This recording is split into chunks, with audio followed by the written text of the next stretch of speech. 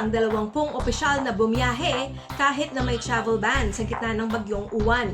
Inihayag ng Department of Interior and Local Government o DILG na kanilang pinag-aaralan ang posibilidad ng pagsasampa ng criminal at administrative cases laban sa hindi bababa sa 20 lokal na opisyal na lumabas ng bansa sa kabila ng ipinatupad na travel ban mula November 9 hanggang 15 kasabay ng pananalasa ng Super Typhoon of Interior and Local Government o DILG na kanilang pinag-aaralan ang posibilidad ng pagsasampa ng criminal at administrative cases laban sa hindi bababa sa 20 lokal na opisyal na lumabas ng bansa sa kabila ng ipinatupad na travel ban mula November 9 hanggang 15 kasabay ng pananalasa ng Super Typhoon Uwan.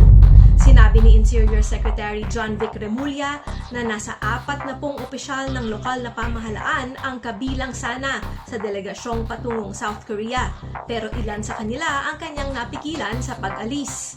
Ipinatawag din niya ang mga undersecretary na nakatalaga sa local government, legal at legislative affairs upang pag-aralan ang posibleng paglabag sa kautusan hinggil sa pagbabawal ng biyahe.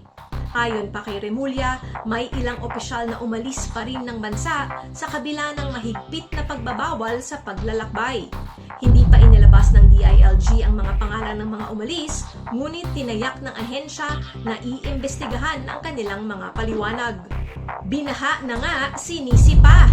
Representative Cojuangco umani ng galit sa sinabing "Suck it up and learn." Nag-viral si Pangasinan 2nd District Representative Mark Cojuangco matapos maglabas ng kontrobersyal na pahayag kaugnay sa mga nasalanta ng bagyong Tino na nagdulot ng matinding pagbaha sa Visayas at Northern Mindanao. Sa isang post sa X, sinita ni Cojuangco ang mga residenteng nawalan ng tirahan matapos ang pananalasa ng bagyo. Anya, bakit kasi sa floodplain gumawa ng tirahan? Takaw sa kuna. Umani ito ng matinding batikos mula sa netizens na nagsabing walang malasakit ang kongresista sa mga mahihirap na napilitang manirahan sa mapanganib na lugar. Tugon ng isang netizen, hindi naman ho kasi lahat afford tumira sa elevated areas and subdivisions. They had no choice. Ngunit hindi umatras si Cojuangco. Sa isa pang post, iginiit niyang laging may choice. You should be angry right now. Engineering and sound reasoning gave way to compassion and kindness years ago. Kaya nga nangyari ito. Suck it up and learn. Or repeat it all over again later.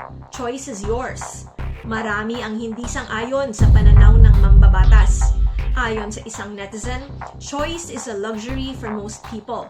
Hindi laging may choice. This may sound foreign to you because you have choices all your life, pero hindi lahat kagaya mo. Trabaho o buhay? BPO workers sapilitan na namang pinapasok sa gitna ng uwan. Dole, nanahimik lang nga ba? Sa gitna ng pananalasa ng bagyong Uwan, daan-daang manggagawa sa sektor ng Business Process Outsourcing o BPO ang napilitang mag-report sa opisina kahit delikado ang panahon. Ayon sa BPO Industry Employees Network o BIEN, maraming kumpanya ang tumangging magpatupad ng work from home o magbigay ng bayad na emergency leave dahilan para ilantad ng grupo ang mga employer na umano'y nagbabaliwala sa kaligtasan ng kanilang mga tauhan. Hindi ito ang unang beses. Noong kasagsagan ng bagyong Tino, nagpadala rin ng reklamo ang BIEN sa Department of Labor and Employment o DOLE tungkol sa parehong issue. Ngunit ayon sa grupo, walang tugon o aksyon mula sa ahensya.